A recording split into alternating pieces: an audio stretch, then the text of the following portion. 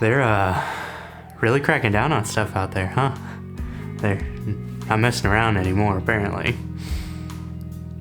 As you can imagine, I'm not somebody who has had a lot of run-ins with the law.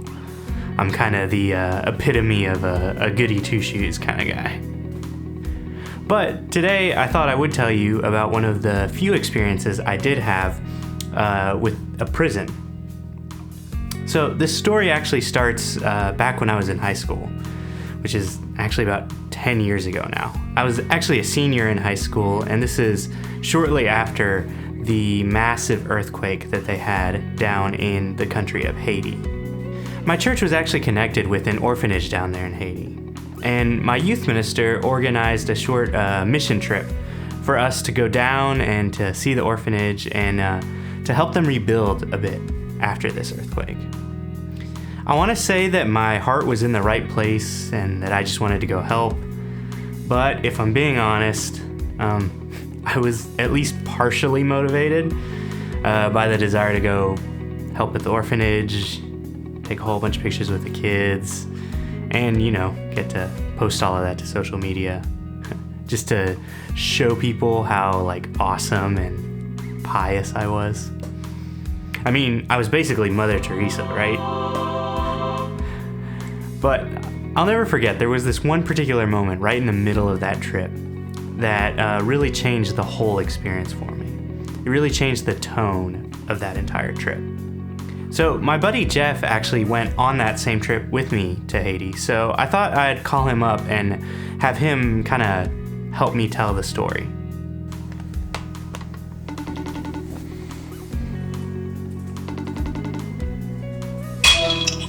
What's up? Yo. Yeah, so what was your experience? What do you remember thinking when we first landed and got to Haiti? Yeah, you've never seen anything like it. It was mind blowing. Especially, I think the time frame that we went was right after an earthquake or yeah, it was something. I want to say it was 6 months after that, or maybe 6 months or a year after that really big earthquake. It was super close, and there was a bunch of just civil unrest, and we probably when you're looking at the grand scheme of when to go to a foreign country, we probably picked the window not to go. So yeah, I think Jeff and I had really similar experiences. I've had the privilege of traveling outside of the country before, but the level of poverty and corruption that I saw in Haiti was unlike anything I had ever seen before. Now, like I mentioned earlier, the craziest part of the trip for me was right in the middle of the 2 weeks that we were there. We were told that we were going to get to go and see a Haitian prison. When we went to that prison, do you remember that? Oh, yeah. Dude, I think about that maybe once a week. There are aspects I don't want to describe and aspects I will describe because there are a couple of things in there that were a little jarring. It's unlike you see.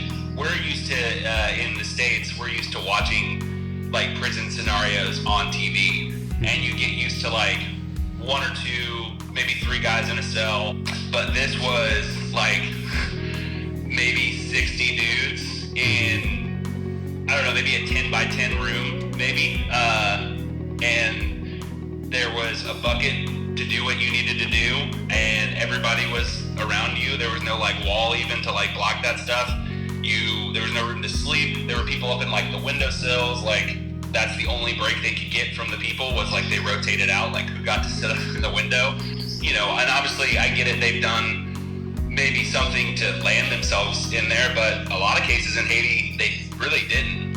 Maybe they just got in an accident with the wrong person, and that's how it ended up, I guess. Yeah, I remember them talking a lot about how a lot of those people were political prisoners who had just made the wrong government worker angry or something like that, and then they were just all sandwiched together in that room. It's jarring to see that many people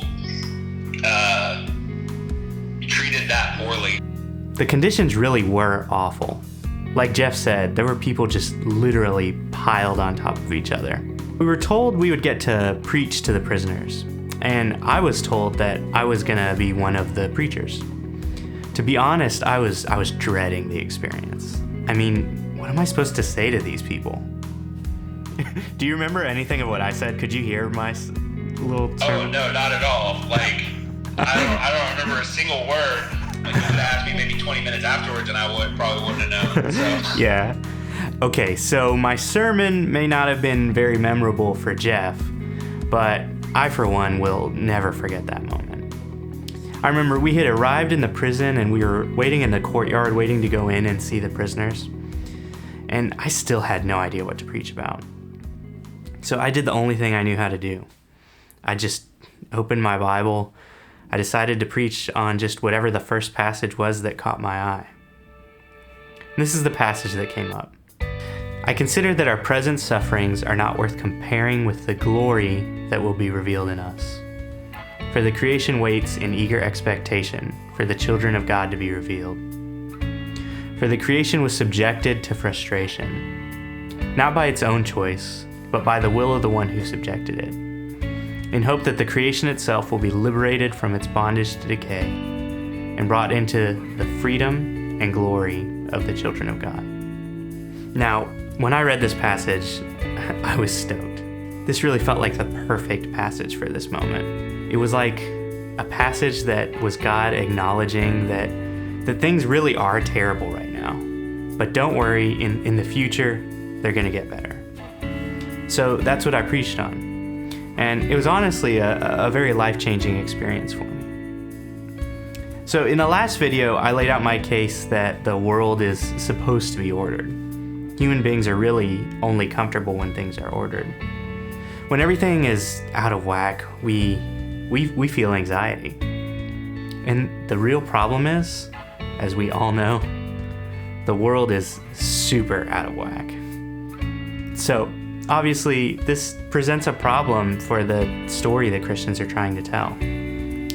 But if you've ever even had just a passing experience with any Christians, you know that Christianity has a traditional answer to this problem. And that answer they call the fall.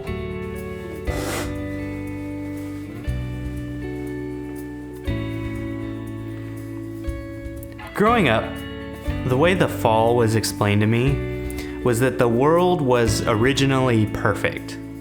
Originally, the world was ordered. Everything was as it should be. But then Eve ate that apple and gave it to Adam, and it messed everything up.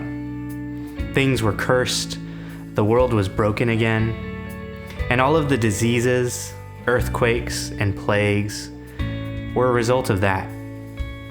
That Romans passage I read is one of the traditional Christian passages used to defend this concept of the fall.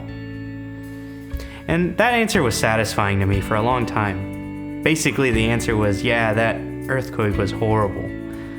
Those prison sentences were terrible. This virus is awful. You can blame Adam and Eve for all of that. That was the original sin. And that's basically the only point I used to get from that passage in Romans. In some sense, I figured that those men were in that Haitian prison because Adam ate of the fruit. However, what's interesting is that answer really isn't as satisfying as it might seem on the surface. I'm not sure that that's actually the full answer that the Bible actually gives. I'm not even sure that that's really what that Romans passage is completely about. The full answer is much more interesting.